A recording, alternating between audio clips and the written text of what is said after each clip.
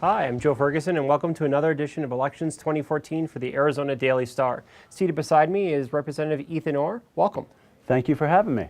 We're here today to talk a little bit about the race. Tell me what people are talking about. I know you're knocking on doors. I know you're talking to people. So what are they asking you about? What are their concerns in Midtown? Well, the biggest ones are jobs and the economy. People want to make sure that their kids get a world-class education and that there's a place for them to work when they're done. Well, talk to me a little bit about some successes you're having at the legislature when it comes to education. It's a very important subject, and talk to me what's working. Well, I personally taught in the classroom for 13 years, and my parents taught for Tucson Unified School District, and so education is very important. I work very closely with the JTED, it's Joint Technological Education District. They do vocational education, train people to be police and firemen. I got them an additional $1.5 million in funding this past year. Great.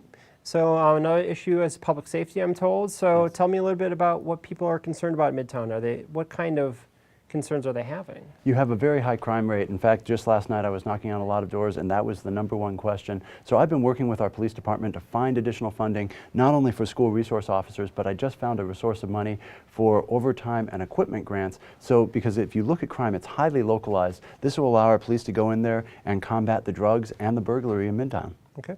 And you've got funding for that. Where'd that funding come from? That actually, one of the things that I did last year is I think my job is to understand the nuances of the budget and the legislation and do as much as I can to support Pima County. So I went through the state budget line by line, and I found $9 million in the medical marijuana fund, of all places, and I've been working for the past year with the city of Tucson to get that money down here. City of Phoenix already took some. I think we should get our share. That sounds great.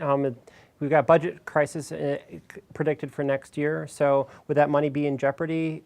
That money would not. There's actually, it's from the cardholders, $3.5 million goes into it every year, so it's a secure source of funding, and I'm working to find more. In terms of the fiscal crisis, I've already been meeting with our school superintendents to figure out what we can do to support the schools, but the reality is we're going to have to cut $500 million from the budget in week 1, and we certainly want someone in the majority party at the table making those decisions. Okay, good to know. Hey, thanks for joining us. We'll be back next week. Thanks for having me.